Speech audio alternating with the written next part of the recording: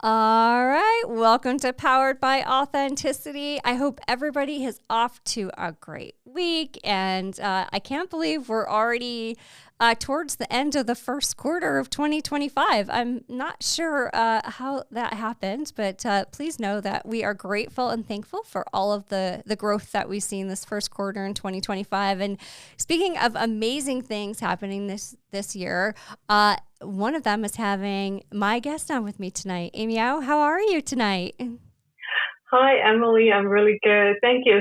Thank you so much for having me here.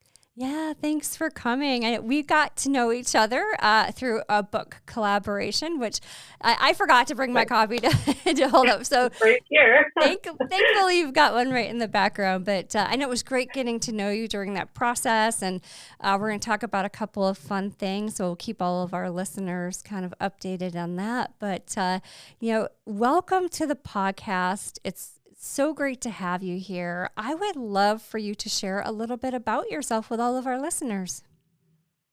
Sure, definitely. My name's Amy Au. I'm a founder and executive coach of Innovate You. That's my business that I started in 2023.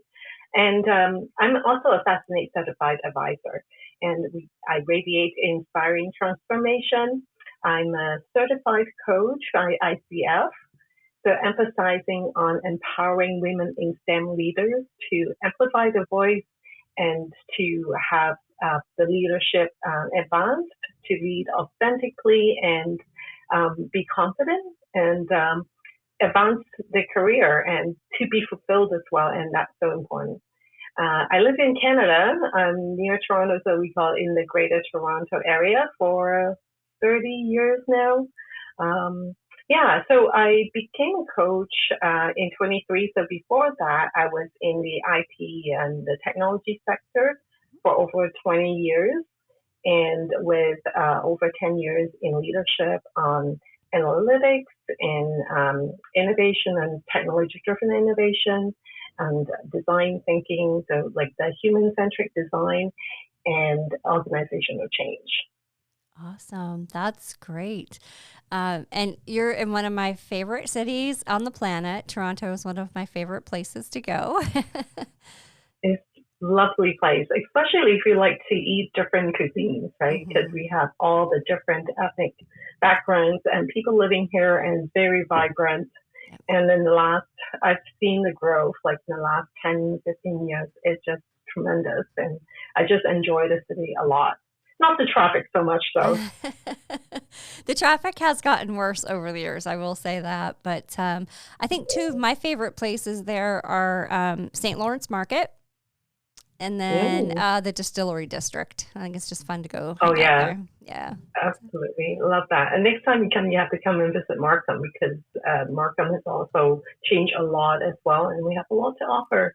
Oh, awesome. For sure. I will. And I can't wait to visit. Ken and I, actually, producer Ken, how's it going tonight? Going good. Producer Ken and I did a marathon there last year, so that was great. Hi, Ken.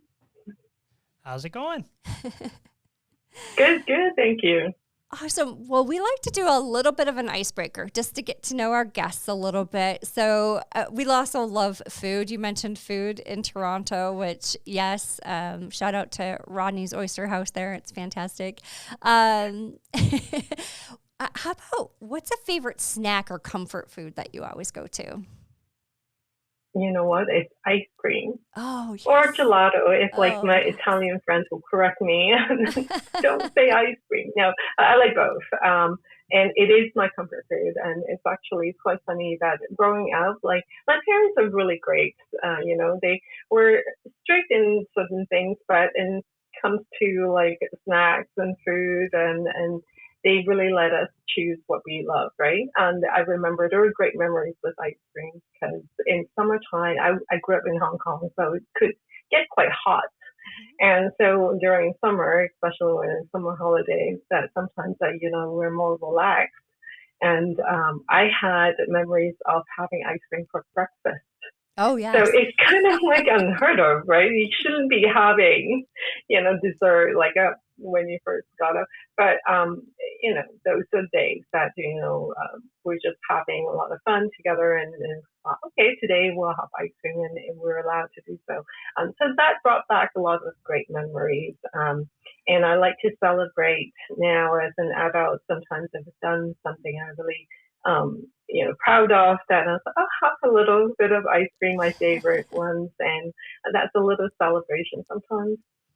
Heck yeah, I think ice cream for breakfast is perfectly legitimate. It's dairy, it's got some protein. I mean, throw it on a waffle. It's a great breakfast. Oh yes.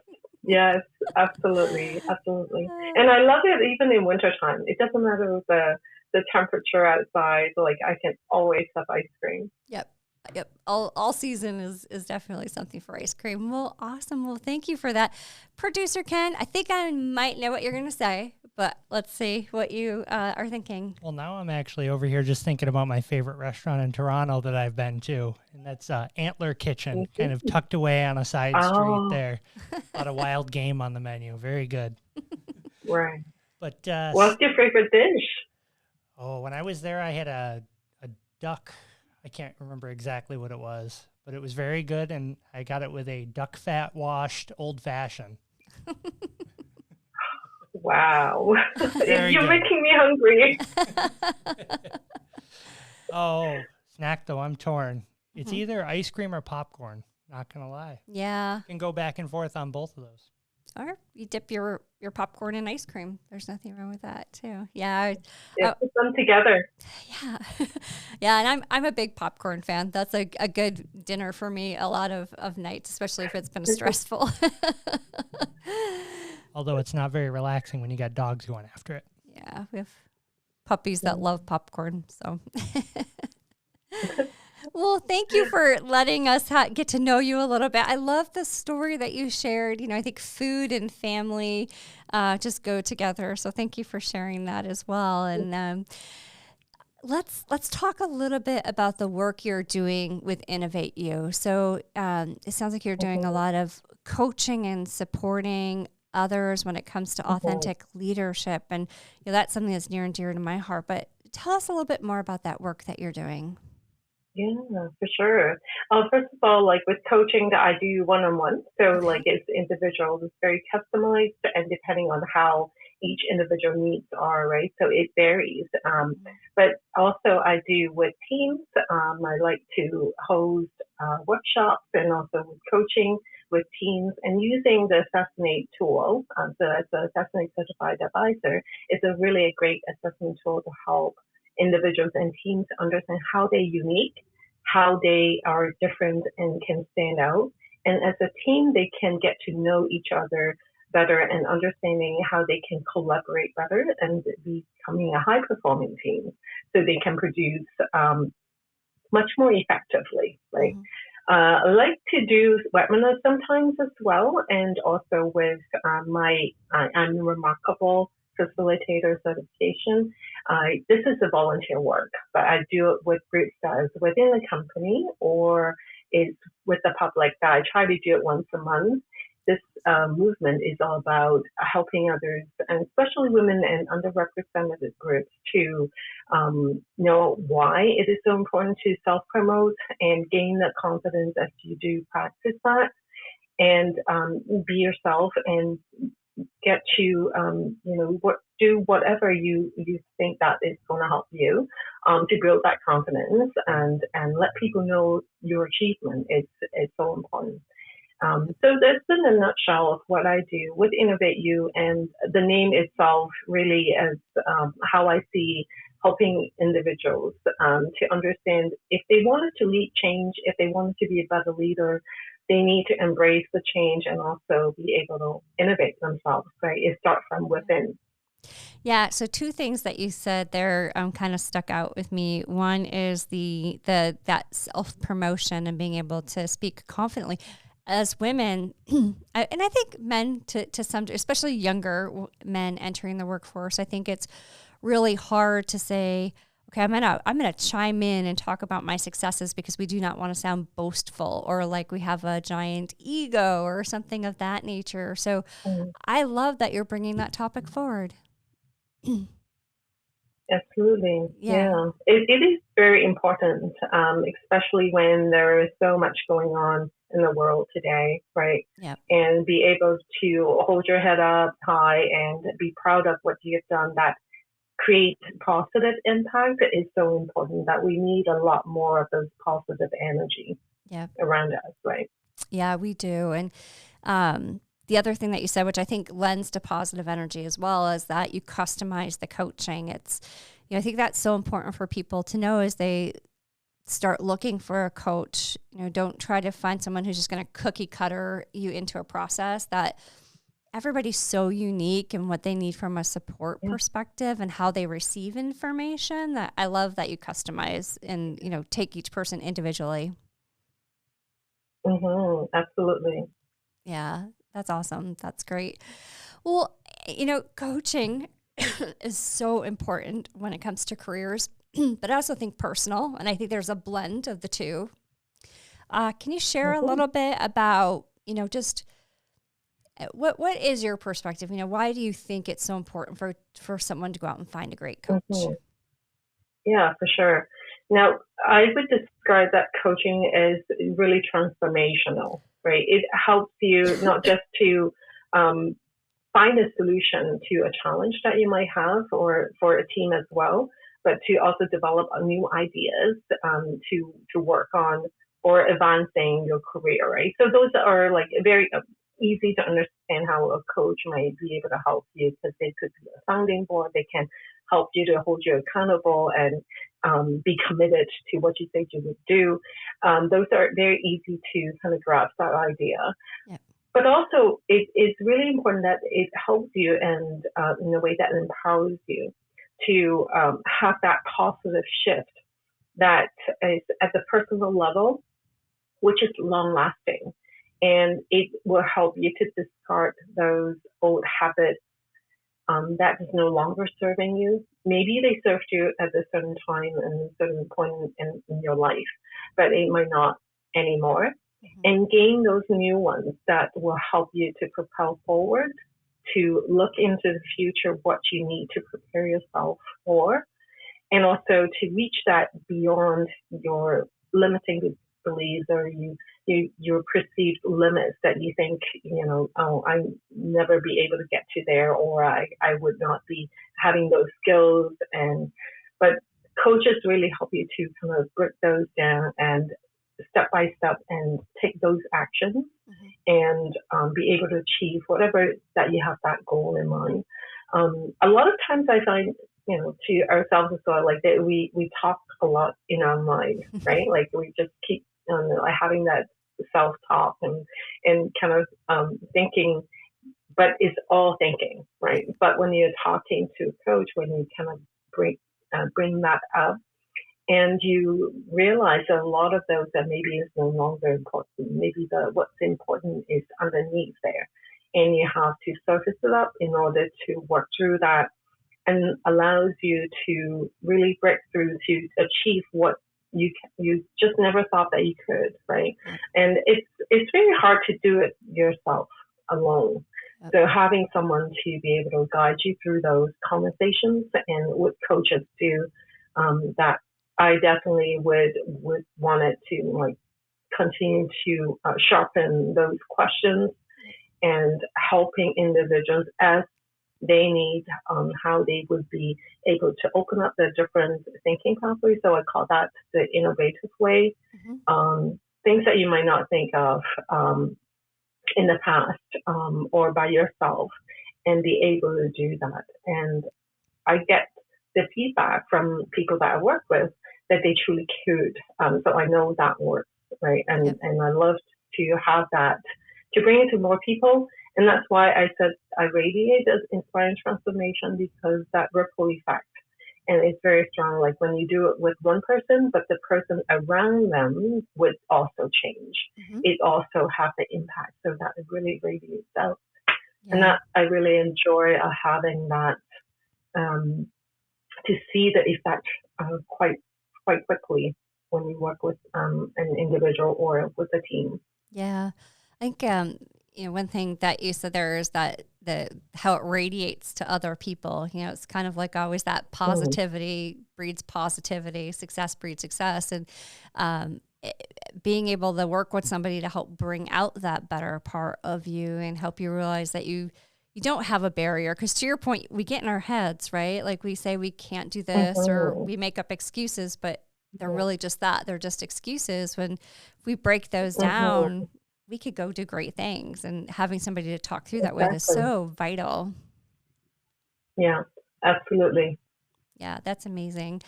That's great. I love how, the one thing that resonates with me is that how it grows with others around you, right? Because if you've worked in cultures and for organizations that just, they're so toxic and everybody's miserable, right? And you're just like, oh, I what can we do to get, but I think to your point, if one person starts to see success, then you go to somebody else and, together you can grow and do amazing things. So I love that perspective. Yeah. Right. And it's a lot of times that you, as a team or individual, would think that it's not possible.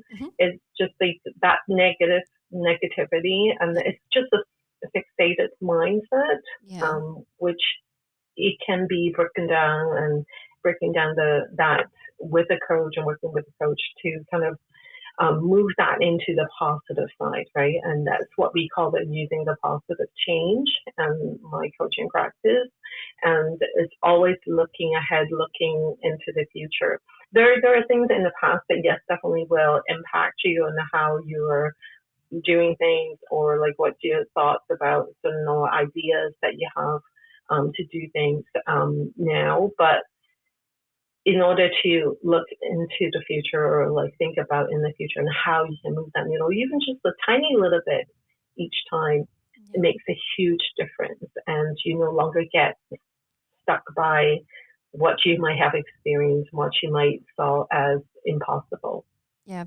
And I think being, I'm in STEM, and that's where your background is, as well as, being a woman in STEM, there's always situations that pop up, because I'm still, a lot of times, I don't know about yourself, but in those conference calls, a lot of times I'm the only woman still, and there are times where you have to take a deep breath and think, and luckily I've had the tools, so I know how to maneuver, but I can't imagine when it's like being somebody younger coming in and not knowing where to go. And so I think coaching too is something that I'd love to see available to younger women entering these STEM careers, so that they have the tools and know how to, get themselves out of conversations that are just uncomfortable. Absolutely. Yeah, I definitely experienced that in my early career, that my team was like, I was pretty much the only woman in the team, pretty much the only in the bigger meeting settings, right, with the business, and it's just like only a small number of women. And it's a lot of times that he's like, how do I get my voice out, like to even raise a question or like to make a comment? And because they are talking so loud back and forth quickly to each other and in their own lingo as well, right? A lot of times, right? And how do you get into that conversation and being able to help those the up and coming leaders, like women leaders, and to help them to understand. You learn that early on. If you practice it early on, you can work with a coach early on. It's huge advantage, right? I wish I had a coach back then. And it's true that at the time, usually the leaders would get coaching. So not until you get to a certain level in the company, then you're starting having that opportunity to work with a coach. So a lot of the younger professionals that they do know, they have mentors, which is very important as well. But it's different when you're working with a coach. So to your point, like it's so much better that if we can bring that to more the younger generations as they coming into the workforce and understanding the benefit of having a coach working with them, alongside with them, right? Yep. And I think the other thing is there's opportunity for people to be a coach to somebody just by being available to them, right? Like being a trusted advisor or somebody they can call when they're in a situation. And I think that that's just so important to make available to the younger generation. Yeah, even just to have someone to listen to you, right? Yep. A lot of the work that I do, like I need to really listen and be able to listen to things that the person has not actually said it out loud, right? Yep. That you kind of sense that there's something might be more, and then you will be able to ask the questions, so then you can bring it up and surface it up. Once you surface it up, then you can work on it. And having someone to listen and truly be able to listen is so important as well. Yeah, I agree. Mm-hmm. When did you get a coach in your career? Have you had? Sounds like it was maybe a little bit more. Yeah, later. Mm-hmm. Yeah, absolutely. Like, so I had mentors. I had both, like the formal ones, like you set it up a relationship as a mentorship, or the informal ones that you just go to your favorite managers, right? Yep. Whether it's in your team or not in your team, and you ask and you chat. And so those are like in earlier days in my career that I didn't know about coaching. And not until I get to the certain level, then so, you're going to be in the leadership program. So now you kind of get a taste of what the coaching is about, and they wanted you as a leader to learn how to coach others, right? So that's my exposure to coaching back then. But it's later part of my career. And once I understood that, I thought, wow, that's something there, right? Like that I didn't know about, and start learning it. And I think those are like planting the seed on me that perhaps this is something I wanted to do more of, because as I was leading team, helping individuals, whether they have been with the company for a while or like those newcomers, that we started having those conversations and having those informal mentor and mentees relationships. I often find that how would I be able to support that person more, right? And bringing up like an individual that has like aspiration to become a leader, how I can help them to learn things that I've experienced faster, so they don't have to go through that, kind of shorten their time frame as long as those experience. And coaching can help and do that. And I'm glad to see a lot of companies now actually are making them more available to the ones that are like could be in the technical roles, but they have the aspiration to become manager, people manager, to start experiencing and working with coaches, right? That's really a positive change, especially because for women in STEM, and the environment is still very much dominated. We know the numbers, right? How it drops drastically as it goes up the ladder, right? And going into the C-suite is still like a small number, like 14% in the women's STEM field, and that's not enough, right? And there's a gap; it's too much still, and then we have to work, with a lot more women and allies to get men to understand the challenges that they are facing. Yeah, and I think it's especially as women grow into the executive field, it's really hard sometimes for men to understand how that relationship, works. So I'm glad to see coaching available for both, men and women, and how to best work together and things like that. It's, coaching at the younger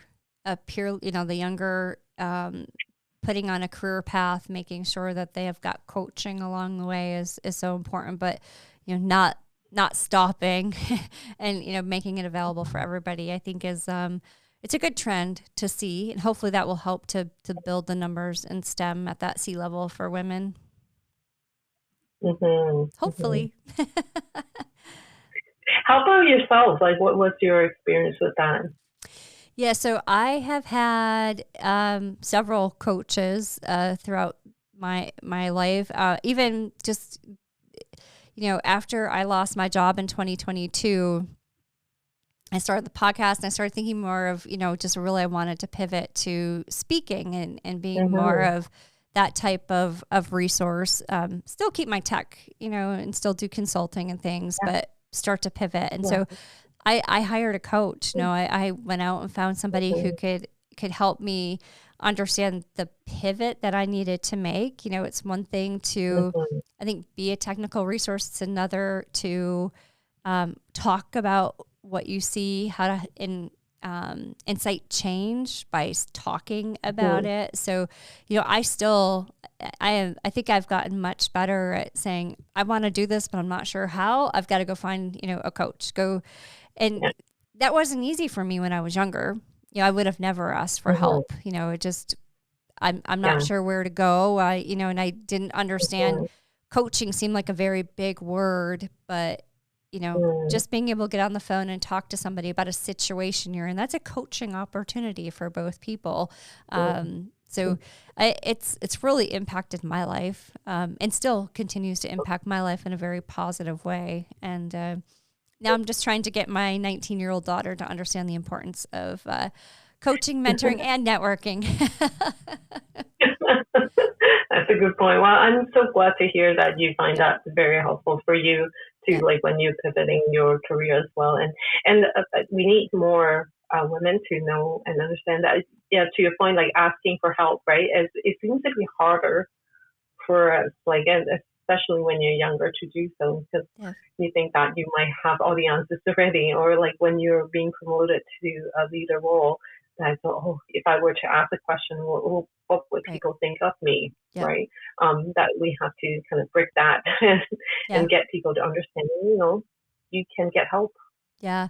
Yeah, I think for a lot of people, they see as asking for help as, kind of a negative thing. It looks like a weakness when I actually think it's a strength. I think it's, that's just being able to step up and say, hey, I need help. Can you just for 5 minutes even just to get through a situation. So I think, it needs to be not seen as a weakness.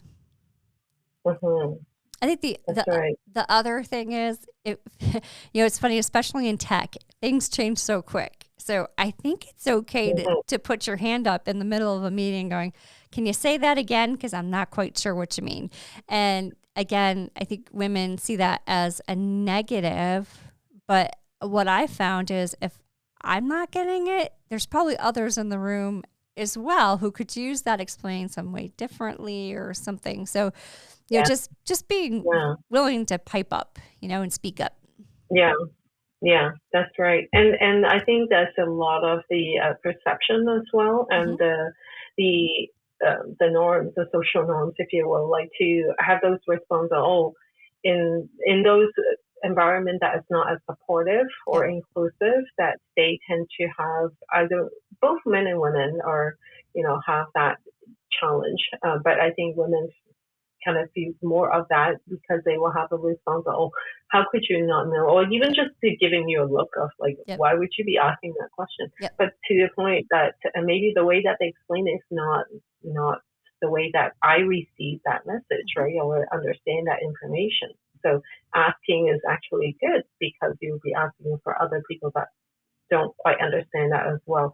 But we need to practice that more and let the younger generation also understand that that's okay to ask, and you don't have to be perfect. You don't have all the answers either, right? Yep. Yeah. And you shouldn't. Nobody should have all of the answers. That's what makes dynamic teams work so well, and diverse teams. Exactly. So, yeah. Yeah. Awesome. I love all of this conversation. Let's talk about networking. Networking, it sounds daunting, but it's really just reaching out and finding people who are like-minded and can help you grow. So, how would you recommend somebody if they're just starting out? Again, I'll go to my daughter who's 19, and I keep telling her right now is the time to start networking. Those relationships that you build in college are going to stay with you for your entire life. But what would you recommend to somebody if they're not quite sure where to start, but they know they need to grow their network? For sure, for sure. Yeah, especially the ones that could be like myself, like when I was younger, that I would call myself like I'm an introvert. I'm not really good at starting a conversation, or like I'm kind of shy. Like I Mm-hmm. don't know if people would be interested in knowing who I am, or like hearing my story. But as I mentioned earlier about like how you have to learn how to self promote, and that's when you kind of understand that people do get interest and they wanted to know, and it's the same, um, the reciprocal side as well. They want you to listen to their stories, right? Yeah. So knowing to go into a networking event or any event or conference or whatnot, um, know that you can start small, right? Make sure that you go to those events or you have interest in. So that could be a topic that if you're in STEM, like it's about technology, so you have that common interest. So you're finding the tribe of people that are going there because they have the common interest. And then to kind of have, I set a goal to myself and say, I'll start, if I'm just the first time, I'll say, I'll have myself meet three people and talk to three people, and that's okay. Like I don't have to talk to more. Like I don't have to go and talk to 50 people. Yeah. That feels daunting, right? If I get to talk to three people and actually know the person a little bit and be able to reach back out after the event, that's a success. That is something that I can start doing. Once you get started to doing that, and you practice more, that it's not so scary to talk to Mm-hmm. people, and you can kind of up the number. You want to meet more people. Because for some people, because the introverts, it's not because they don't want to meet people, it's actually just they find it very draining when Mm-hmm. they're in environment that is like a lot of people talking, a lot of Yeah. noise, right? And so you just have to know yourself, that how do you give yourself back the energy? Like if you talk to two people, you find it quite tired. Take a break, take away, walk away to a place where you can pick up a drink or have a Yeah. water. Make sure that you are hydrated as Yeah. well, right? In the event. And that's really helpful. And so then you give yourself breathing room, and then you go back and meet another person. So knowing that how you can bring back your energy is important.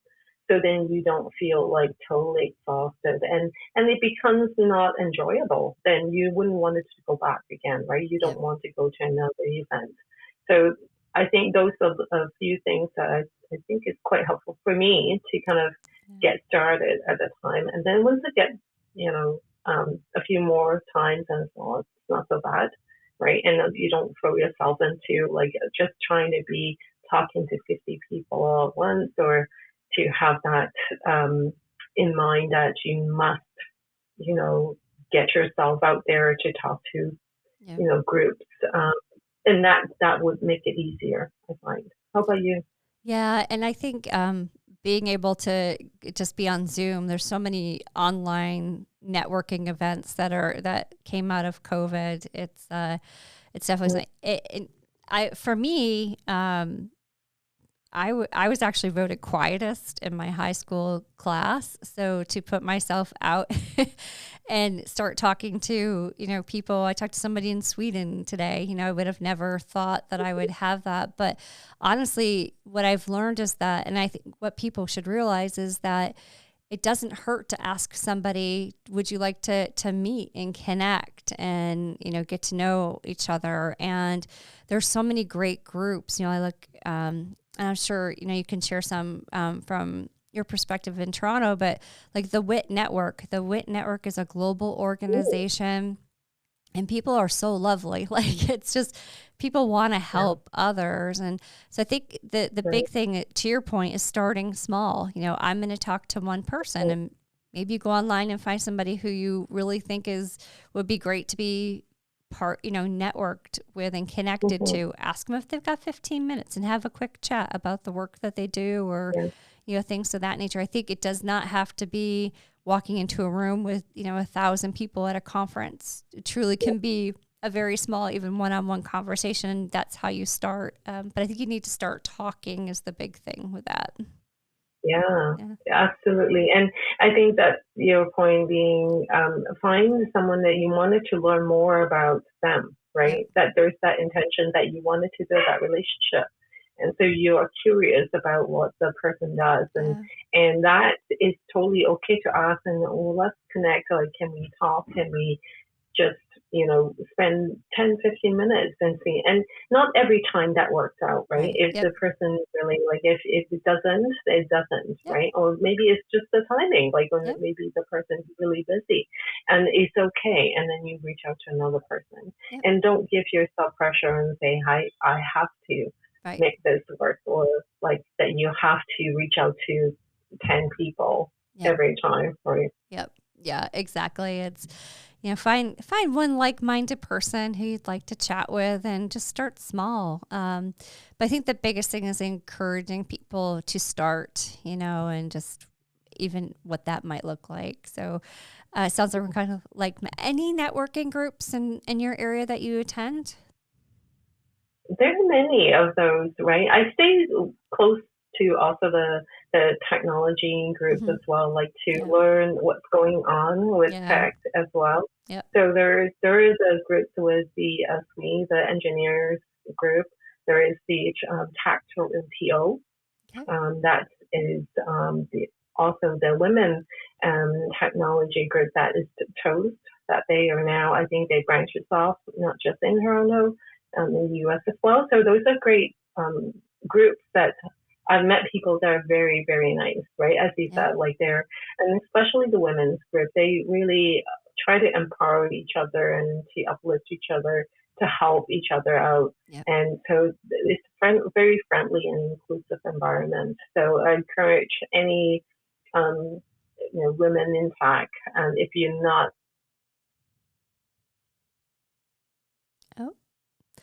Looks like we may have had a slight hiccup with our internet services. Or proximity you can go to. And now there's a lot more in-person events.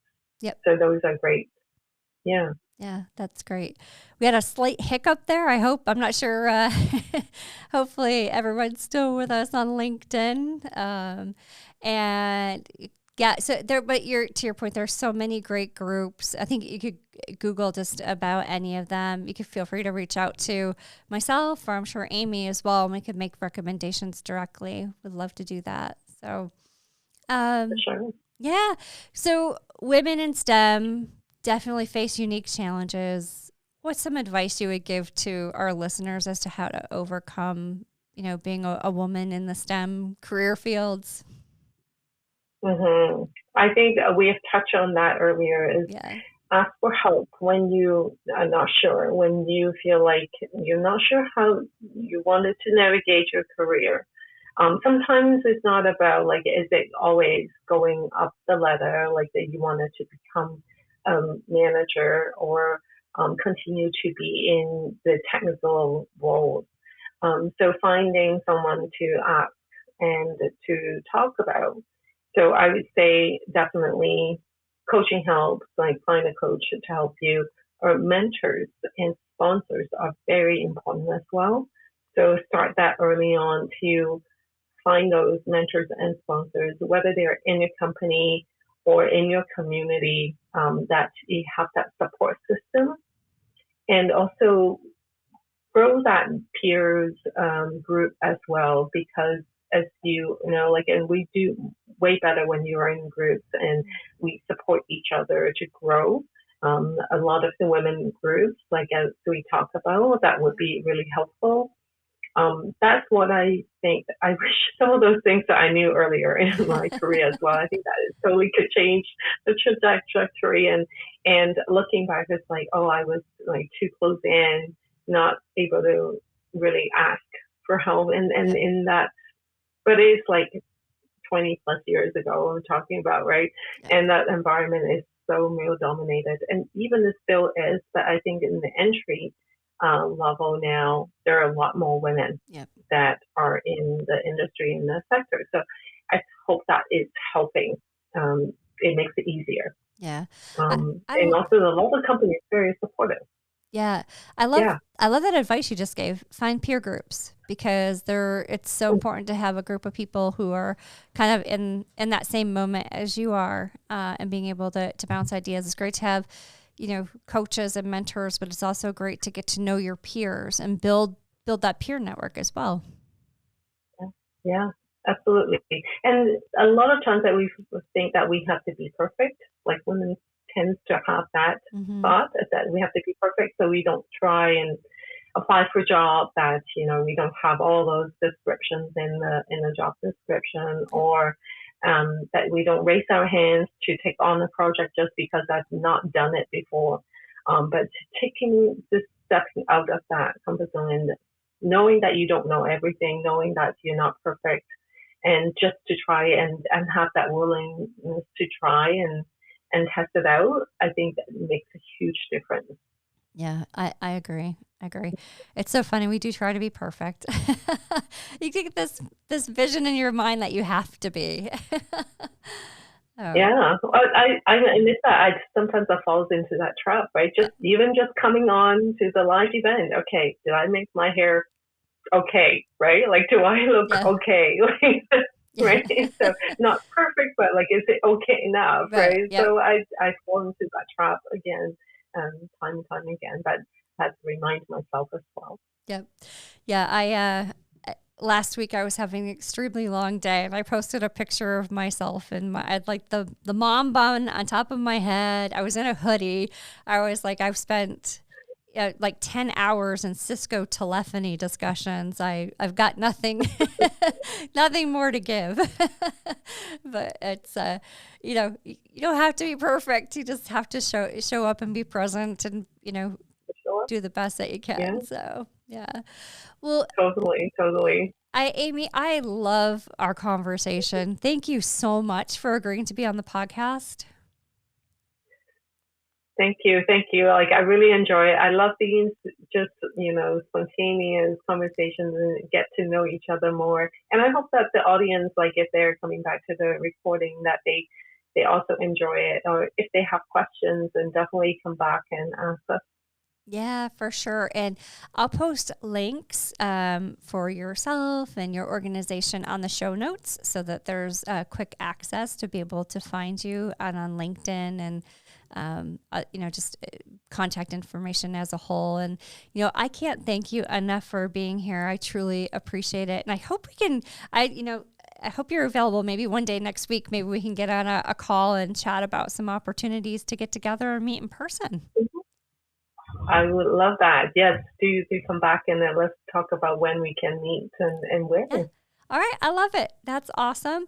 Well, again, thank you so much. I really appreciate it. Producer Ken, thanks for being here tonight. You got it. All right. And of course, as always, thank you to Go Art here in Batavia, New York. We get to use their community podcasting center through the gracious community grant that's been provided. So we're very grateful for ongoing community support. It's truly been able to help us build our network here in the local area, and that's been wonderful to see. And Amy, again, just thank you so much for being here. Thank you for having me, Emily. I really enjoyed this. All right. Thank you. Have a good rest of your night. And thank you, everybody, for listening.